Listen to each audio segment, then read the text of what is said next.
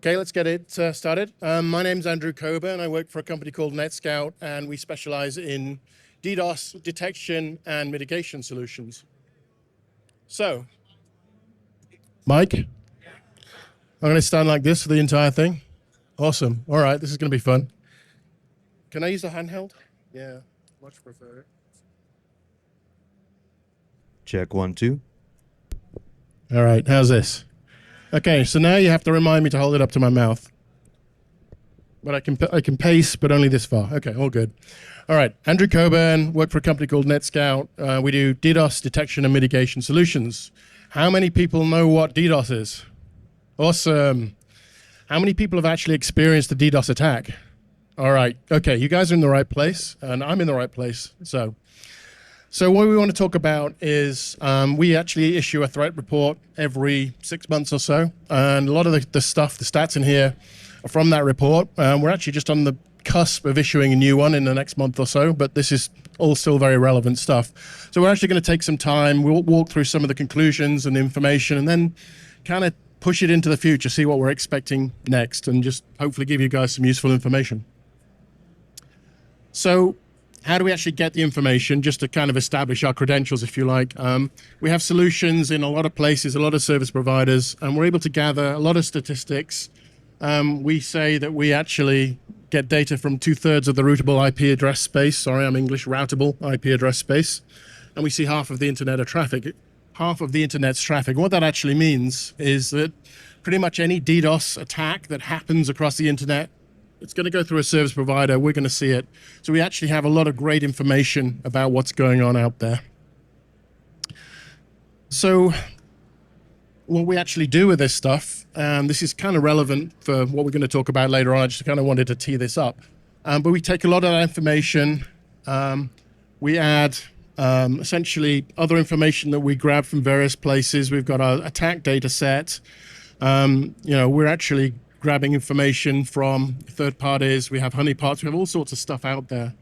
And essentially, we have a great big cloud AI ML setup that crunches this information, detects outliers, basically corroborates stuff, cross-references, all of that good stuff, the big crunching. And it actually results in a feed that we actually can use to identify who the bad guys are, which IP addresses out there are actually causing trouble.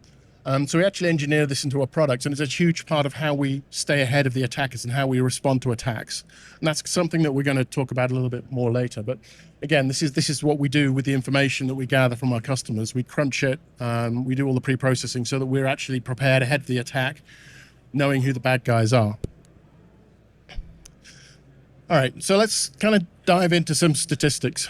Yeah. Microphone, okay. All right, so like the sign is just do that, right? Do that if okay, good, got it. Thanks, guys. All right. I like the lapel ones where they don't actually move. It's a lot easier. All right, global trends. So this is kind of the headline stuff that we're starting to get from this report. Kind of simple. It's also kind of misleading, and I'll tell you why in a second. But there's some big numbers there. Max bandwidth, and this all refers to the second half of 2024. First half of 2025 is in the next report. 995 gigabits per second. It's a big number, but it's not the biggest number. We've had attacks in the 1 to 2 terabit range. The biggest attack in any year, it kind of dips and raises over the years. Same with the max throughput. That's the current number. I'm not really focusing on those numbers because they don't tell the important story, right? If you think about what is happening here, okay, so one day there was an attack against someone. It was 995.40 gigabits per second, big deal. That guy had a really bad day. The service providers probably had a bad day, but it was one customer. One guy on the internet had that. The chances of that same thing happening to you are virtually zero because there's only one a year that big, right? This is really, generally, these are outliers. There's only 2 or 3 of this kind of size. The actual size of most attacks is a lot smaller. So this, while it's impressive, doesn't tell the true story. Attack frequency does, however, tell a bit more of an important story. Attack frequency, you can see 8 million and nearly 9 million attacks. That's up over 12% over comparable period, actually over the first half of 2024.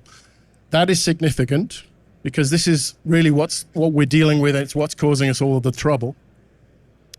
And I've been doing this for quite a while, at least a decade. Every year, the number that I present on a stage like this, it goes up, right?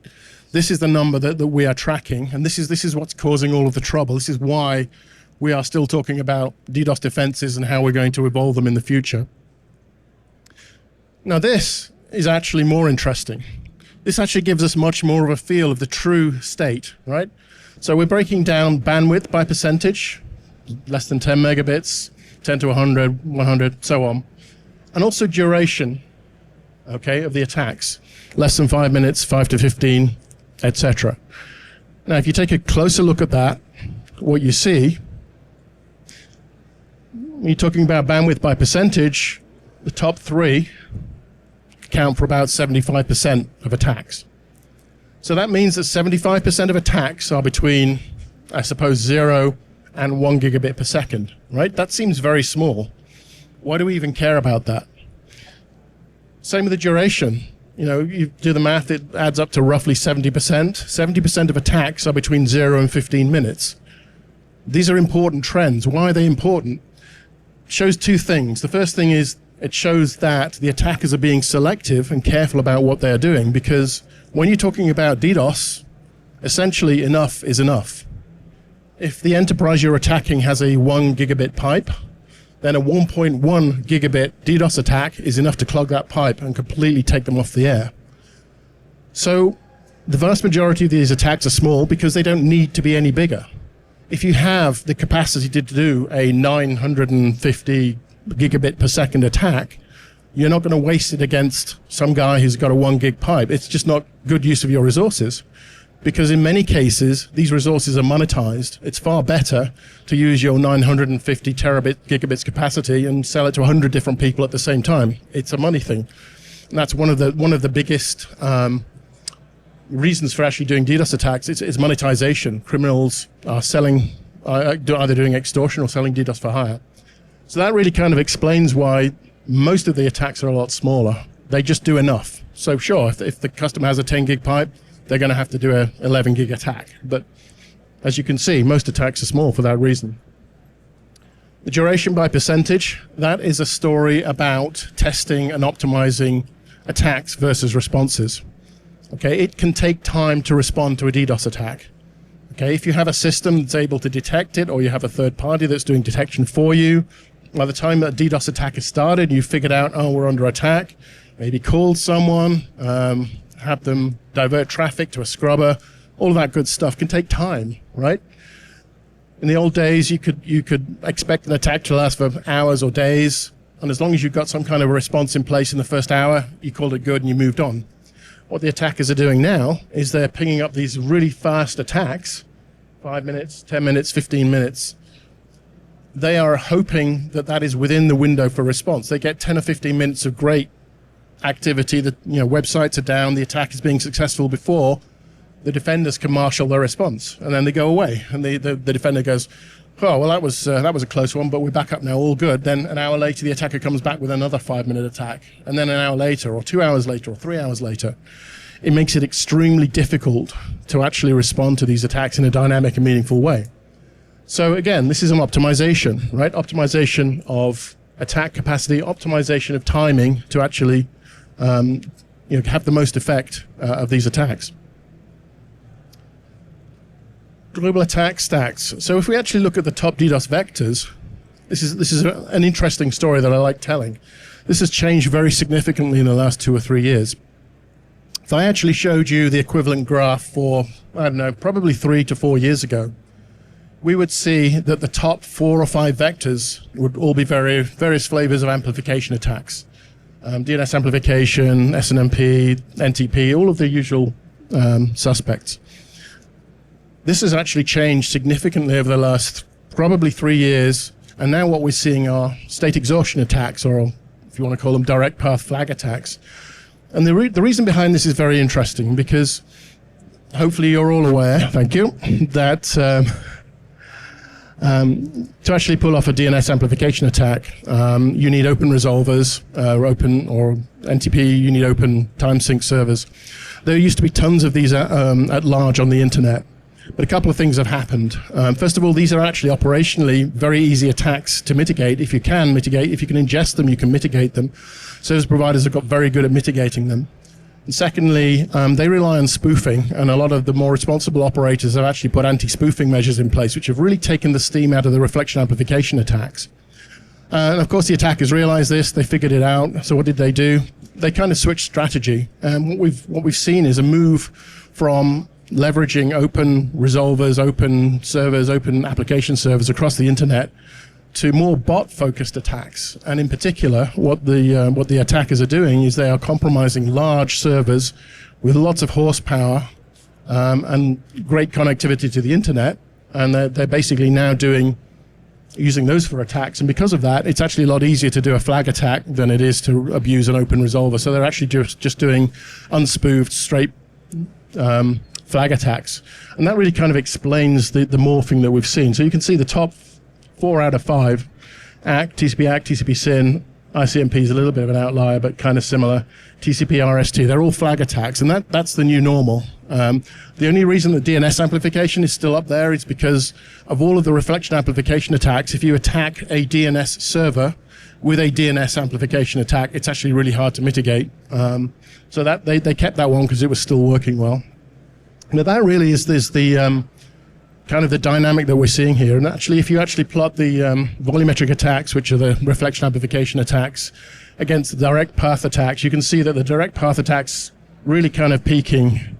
The reflection amplification attacks are at best holding level. And if you look back in time at this particular graph, 2 or 3 years ago, you actually see them cross over. So really, this is the new normal. Lots of compromised bots, different types of botnets. We'll talk more about botnets a little later. That's it. That's the story. Now it's all about mitigating direct path flag attacks. Or to put it another way, the archetypal direct path flag attack is a SYN flood. Everything old is new. SYN floods have been around since the 90s. They're still incredibly impactful, and they're back, baby. All right, so a few statistics just to really demonstrate that if you actually break this down over the different areas, they kind of vary in the amount that they have gone up, but they have all gone up. Again, this is really just to make the point that every year the attacks get bigger. There is no area under which the attacks are getting smaller. Globally, if you add it all up, we get to that 12 or so %. It's always upwards and to the right as far as DDoS is concerned. I've seen that every year that I've been doing this. I don't think I've ever seen a decrease in DDoS attacks. So we have to stay vigilant. So, have a drink of water.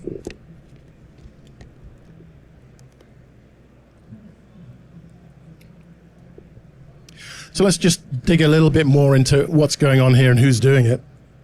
So, beyond any doubt, again, this has changed over the years. The two most prevalent reasons for launching a DDoS attack are either it's money, it's either extortion or DDoS for hire, or geopolitical, and increasingly geopolitical. As you know, the current environment today, it's things are getting a little bit more dynamic, shall I say. We see a very clear correlation between specific geopolitical events and peaks in attacks. So, I mean, you can read the thing as well as I can. We saw a massive increase aligned to Darkstorm. Darkstorm is a group that we attribute to being linked to Iran. When Israel started their Rafah operations, we saw a huge peak in DDoS attacks. In England, my home country, again, some turmoil, a little bit of political turmoil. The very first day, a new government basically resumed session. Massive peak in attacks. Mexico, they did national elections. Someone didn't like what was going on. Big peak in attacks. It's Mozambique. Political protests going on after an election for whatever reason. Again, it's not just the people out on the streets chanting, it's also the guys sitting behind their terminals sending DDoS attacks. This is a pattern that repeats itself over and over again, and this is one of the fastest growing segments for attack motivations, if you like. And it's interesting that we can actually correlate all these specific peaks in attacks to specific events. There's a lot of it going on. So again, just to kind of focus in on one particular group, there's a group called No Name 057. I don't know if that's their own name for themselves or that's a name that we figured out based on not knowing anything more about them. They have been very prominent. Campaigns against United Kingdom, Belgium, and Spain. You can see the list of the graph of their activity. These are ones that they've pretty much done the most of anything out there. However, interesting story about No Name, and in fact a lot of other hacktivists. They are very vocal about the attacks that they do that result in websites coming down. They claim responsibility. They tell everybody how amazing they are. We see all of the attacks. We see all the attacks that fail and do not succeed. We see the attacks against our customers that our customers successfully fight off using our systems. And guess what? They don't say anything about those ones, right? So take a pinch of salt take with a pinch of salt the fact that you look at all of these guys claiming all of these successes. For every one of those successes, there are many failures. The other thing as well is a lot of these groups are very opportunistic, and if something goes down, even if it's actually for legitimate reasons, they'll claim it. It's like, hey, we did that, even though they had nothing to do with it. So there's a lot of misinformation, and there's a lot of, tooting a horn when they're successful and keeping quiet when they're not. So it's not quite as obvious as it seems if you actually look at their announcements on the dark web. We are successfully fighting off a lot of these attacks. And when they happen to hit someone who doesn't have any protection in place, they'll succeed, and that's when they start boasting about it. All right. So who's familiar with DDoS for hire? All right. Good. You guys are a very relevantly informed group. Most people don't know about this, but it's not surprising. So DDoS for hire is out there. Websites where you put in your credit card and you say, hey, attack this IP address for 10 minutes. Thank you very much. That's $10, whatever it is. These guys have been well organized for a long time. I've even seen YouTube adverts for these. They call themselves booter stressors, which is meant to imply that they're some kind of a legitimate test tool. They're not. They're DDoS for hire. And they've been getting more and more sophisticated. That's an important part of what we're doing here. Why does it matter? Well, the life cycle of any attack vector, it goes through a couple of phases. Someone invents a new and exciting attack vector. The first thing they'll do is they'll test it. We see this happening. We see these attack vectors coming out of nowhere because we're seeing the stats, and we will work to identify it. They'll test it a couple of times. Then there'll be some kind of a landmark attack. It's very successful, brings the site down. All of a sudden, all of the press is saying, hey, new vector. And that's what happens. And then these specialists are the guys that kind of figure this stuff up, the highly motivated hackers that are really, really creative. But what happens is about 6 months after that, the booter stressors get hold of it. They incorporate it into their platform. They add it onto the menus, and then anybody can do it. And we see kind of early peaks die off, and then we see a steady rise, and this attack becomes current, whatever it is, for long periods of time, because these guys are actually including it in their user interfaces. And then eventually the operational community will figure it out. They'll figure out effective ways of mitigating it. It will tail off, and the whole story will start again with a new attack vector. It's been working like that for decades, but these DDoS for hire guys, they're kind of the long tail of these types of attacks, and they're driving a lot of this stuff. They're getting very sophisticated. They're even allowing things like carpet bombing attacks. Who knows what a carpet bombing attack is? All right, fewer of you. Okay. We're seeing a lot of carpet bombing attacks. What a carpet bombing attack is, the attackers essentially have figured out that a lot of DDoS detection hinges on looking at traffic that's hitting a specific IP address. Okay, it's worked well for decades because that's generally what an attack is. What a carpet bomb is essentially splitting the attack traffic across a large subnet or a larger area of IP addresses so that each individual IP address sees a much lower level of traffic. Why is that effective? Well, you're not going to bother any of the individual IP addresses, but if you add up the aggregate of it and still realize that it's coming through one specific link to get there, again, you can actually get that 1 gig link up to 2 gig. You can clog it up, you can cause problems. It's actually very hard to detect because it's so widely distributed. And again, of course, the usual thing happened. We've seen carpet bombing attacks happening off and on for years, but there's been a huge surge in them over the last, I don't know, year or so, maybe 2 years, because of this. They've added it, they've added the tool, they've added the capability to their DDoS for hire portal. You can see, you can pick, how wide a range of IP addresses you want to put in there. You can do all sorts of cool things, basically. And basically, this was a really difficult technique to pull off the first time someone did it. And now it's just as easy as clicking a few menu items. And that's, again, is why we see these kinds of attacks. Carpet bombing has been very prevalent over the last, I don't know, couple of years, I would say. It's causing a lot of trouble. It's a lot harder to detect. It's also a lot harder to block because it's a very distributed attack. We figured it out. We can handle it. But it's, again, it's a new dynamic. Again, being driven by the fact that it's now mainstream and part of those beta stressor portals. Again, GeoIP ISP spoofing. You can actually tell where you want the attack to appear to come from. They're going to spoof it. They can spoof it from specific countries. They can spoof it from specific service providers. So if they wanted to, I don't know, stir up some trouble, they could make it all look like it had come from Germany or China or something like that, which is going to attempt to throw you off the scent. It actually doesn't, because we can block all the traffic from China very easily, or the traffic from Germany very easily. Actually makes it easier for us, but they seem to think it's a good idea. But it does show you that they are giving you more and more tools. The first portal said, attack, give me the IP address, you pressed a button. Now they have all of these options, these shopping lists. And it's really the way that they are adding complexity to these portals and these services. These are by far the most common DDoS attacks out there. And they're getting more and more capable because they're adding more and more capabilities. So we're going to take a quick dive into botnets, and then we're going to talk more about what we might be seeing in the future. So I kind of already mentioned botnets. They have become the backbone of these DDoS for hire services. And really, basically building a botnet and kind of maintaining control over a botnet is what is driving a lot of these capabilities. You're going to build yourself a botnet, then you're going to monetize it. You're going to put up your portal, and you're going to have your botnet, which is responsible for sending all attacks from that portal. There's a couple of different types of botnets out there, Meris, Divinis, and they kind of ebb and flow. In many cases, they're kind of fighting each other for, let's compromise a server. No, Divinis has got it. No, Meris just took it over. Sometimes they're fighting for those same servers to compromise, and they kind of ebb and flow. They're still very effective. You can see even though Divinis nodes have decreased, we're still getting a lot of attacks from Divinis. The more interesting one is Mirai, and the reason that Mirai is interesting is not because it's such a huge botnet, but it is the most common one out there.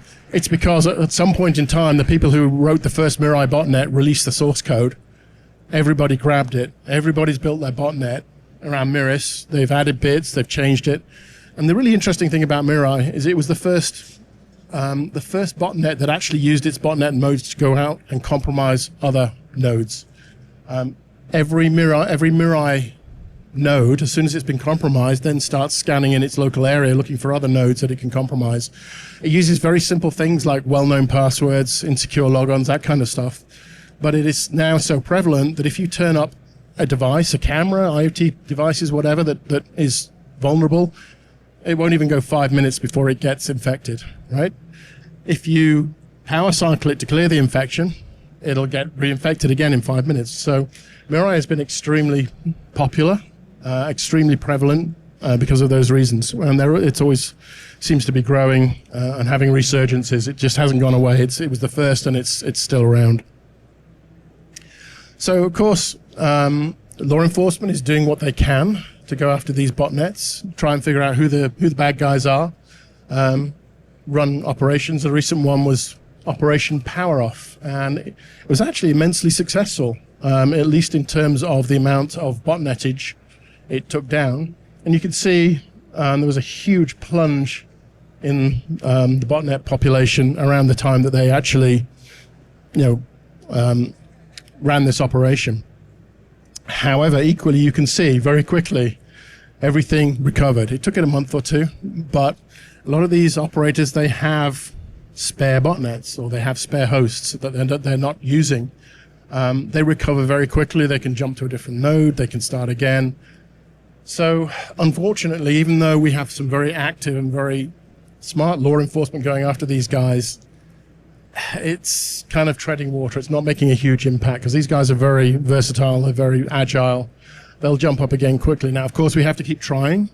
And this is going to be, hopefully some sort of disincentive to some of the operators out there and sort of, make them think twice about it. But again, we can't rely on botnet takedowns. They are not effective in the long term. So again, we have to focus on how we actually mitigate the attacks rather than trying to actually basically stop the source. Another dynamic that's out there that's being driven again by botnets is we're seeing huge amounts of application layer attacks. The notable ones out there at the moment are HTTPS, essentially get floods, DNS. The big one at the moment is DNS water torture. Who's heard of DNS water torture? Who's experienced DNS water torture? Okay. So what is DNS water torture? It's a rather nasty attack against a DNS service in which the attacker will essentially append random strings as host names and then try and do lookups against DNS servers. The lookups fail. If it's a recursive server, it will try and recurse. It ends up doing a lot of work, and it essentially it will overload the DNS server and it will fall over. It is possible to mitigate these attacks. We have capabilities of doing that, but it's actually turned out to be quite a difficult problem to solve. And as a result, again, the guys are getting mileage out of it, so they're doing a lot of it. It's really popular at the moment. The other thing that we're seeing, another huge dynamic, even though these are direct path attacks from botnets, we see the attackers of these actually leveraging the old infrastructure, the old reflection amplification infrastructure in a new way. Rather than doing a standard volumetric reflection amplification attack, they're essentially just using open DNS servers as proxies. So they will actually send a request to an open DNS server that has to be resolved on their victim. And they will basically use that to proxy the request through. So again, there's another level of obfuscation. You're not seeing the attacker's bot, you're seeing it reflected through another server. And that's another way that they essentially hide their tracks. And these are often legitimate services that you really don't want to block. You can't block an entire DNS server. The way to actually mitigate these kinds of attacks is you have to work more on a request by request operation, request by request basis. That's a lot harder. It's possible, but it was easy to block a reflection amplification attack. It's a lot harder to block a DNS water torture attack, but it is possible. And for that reason, they've become very popular. It's a lot harder for people to block. So it's 2025. My talker said nothing about AI yet, so let's talk about AI because everybody has to, it seems. We've spent a lot of time thinking about how AI might impact what the bad guys are doing. Now, the dream of the bad guys is to take a large language model and type in, give me a new kind of DDoS attack that will defeat everyone, okay? If that could have been done, it would have been done 3 years ago, and we haven't seen that yet. So we have to assume that the killer attack that AI is going to generate is probably not happening just yet. However, what is happening is it's really an extension of a trend that we've been seeing for many years. And when I think about AI and ML, I prefer to think about not the tools. I prefer to think about what is trying to be achieved with those tools. And certainly in terms of DDoS, it's automation, right? The booter stressor sites have been increasing their capabilities for automation. It's a huge differentiator. It makes things a lot easier for the attackers, a lot harder for the defenders. If you bear in mind the fact that we're typically seeing multi-vector attacks with up to 25 attack vectors, that's like kind of 25 times harder to defend against than just one. And when you then add the capability to rotate those attack vectors every minute, you spend a lot of time as a defender, if you're not careful, playing whack-a-mole and trying to keep up, it becomes exhausting. These are the kind of automations that the tools are already putting in place. Carpet bombs, changing and rotating vectors, changing victims, that kind of stuff. And these are the things that we think are actually going to go to the next level when AI enters the scene. We're expecting to see automations of entire campaigns coordinated by AI, where AI is picking the targets, figuring out the attack vectors. We're expecting to see AI that actually figures out what type of services are there, whether they're potentially weak, and targeting attacks on those. And then we're expecting conversational attack refinement. And we've already seen this. So this is actually a real screenshot from one of the Buta stressors somewhere on the dark web. I don't know who found it. It's one of our researcher guys. So this is stress testing Buta stressor, releasing a large conversational large language model to optimize the attack. And this is going to be huge because it's the democratization of DDoS attacking. You don't have to know what a /24 is. You don't have to know the latest and greatest vectors. All you do is just type some stuff into an LLM, So things like, hey, that attack didn't work. Why don't you try targeting their API endpoints? The AI figures it out. Yep, their API endpoints are this range. I know that. Cool, I'll go do that. Or, focus on the European data centers because they may be less protected. This kind of conversational interface to the Buta stressor sites is what we're expecting to see. It's going to make it a lot easier for everybody. And implicit in that is going to be, instructions like keep rotating the vectors every minute, keep changing the IP address target from this to that. It's going to be very easy to set up very complicated attacks. And that really is essentially what we believe the future of the attackers is going to be. So the question becomes, of course, how do we combat this? And the answer is, it's kind of the same as we always have been doing. If there are no new and exciting attack vectors coming through, the problem becomes one of coverage and automation, which is why, I asked the question, where's the automation? Well, guess what? We've got automation too. We've had automation for years, and we're doubling down on it. All of the DDoS defense vendors rely on automation because over the last 15 to 20 years, the attacks have consistently got more and more complicated to the point where we couldn't succeed without automation. So we already have automation. If you think back to the second or third slide I showed you with all of the information that we crunch in the cloud using AI ML, that is a form of automation. The reason that is effective is because we are figuring out who the bad guys are before they attack. We're actually using our forms of automation in our cloud, feeding that into products so that we know the bad guys. And when you get the attack, we've kind of already figured it out. In a lot of cases, when our customers deploy that technology, a huge proportion of the attack, as high as 90%, can be blocked just because we already know where the IP addresses are coming from. The other point is, obviously we want to put DDoS mitigation devices on-prem because on-prem is a good place to be because you know what normal behavior is. That's where another aspect of machine learning comes in. We're able to learn normal responses. We're able to learn what happens in peacetime so that when an attack happens, we've actually figured out that footprint. And we also have the capability of figuring out what are outliers, what's abnormal, and blocking that. So again, not to mention AI ML specifically, it's more about the automation. We are automating our response. So, it doesn't matter how many vectors they have or how many different types of attacks they do. We're already covering it because we are automating our response at the same time as they're automating their attacks. So it becomes an arms race. It becomes a whack-a-mole cat and mouse game, but it's been like that for the last 20 years at least. So, we'll head on into the future. We'll fight fire with fire, and we'll continue to do what we've done. And it's still the case that the best practice out there is a combination. We call it a hybrid protection or layered protection.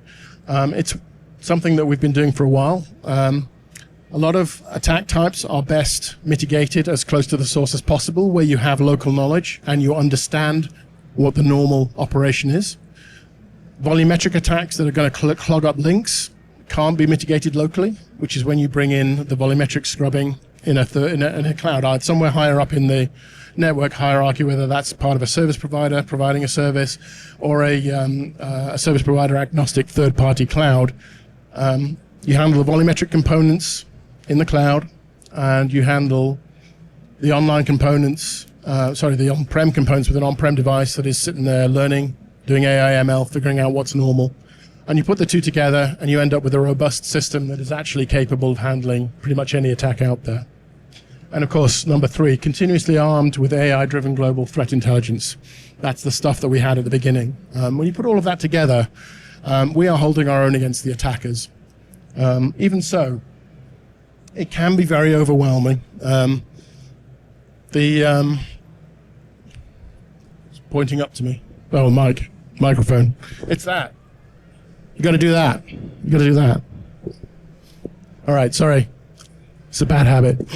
All right, so this is kind of what it feels like when you're the one guy sitting in a SOC. You've got a phone call coming in from your best customer saying our website's down. Help.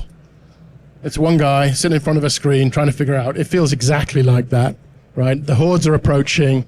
I don't know what to do. Now, good tools are important, but I would argue equally important is preparation. And all of our most successful customers, they are the customers that actually prepare. So we have a couple of different types of customers. Some customers will buy our system, they'll put it in, they'll deploy it, and then they'll forget about it for 3 years. The attack happens, they have no idea what to do. On the other hand, some customers will embrace this. They'll take the systems, obviously, but just as important, they will put in place things like best practice network hardening. They will train their SOC folks not only on the tools, but also on the environment, what's going on in DDoS in general. They'll run regular simulations. They'll run monthly simulations every month, Friday morning, simulated DDoS attack. Everything is planned, and they have procedures in place for this. Who's going to open up the bridge? Who's going to be on the bridge? Who's communicating to the executives? Can we get the networking service provider on the bridge as well? Let's coordinate this response. They have all of that planned, and they execute it. And they're up to date on the latest intelligence. What kind of attacks are happening in my segment? Are there any campaigns targeting our segment? What type of tools are they using? This amount of preparation is what you have to succeed. And some of our customers are attacked on a weekly or even a daily basis. And the ones that do all of this are just shrugging it off. The ones that don't are the ones that they're kind of throwing the dice, right? Maybe they'll get lucky. Maybe our tools will block it. Maybe they won't because they don't know what to do with it. So preparation, super important. Training, simulations, procedures, up-to-date intelligence. You've got to have the whole package if you want to succeed. So just to kind of wrap it up, that whole feeling of the oncoming attacking hordes, if you want to experience that for yourself, we're running red and blue team simulations over at the DDoS community. We're running the next one at 2 p.m. this afternoon. If you actually want to see what this looks like, see what this feels like, please join us and we'll run you through it. And that's it. That's all I got to say. Happy to take any questions.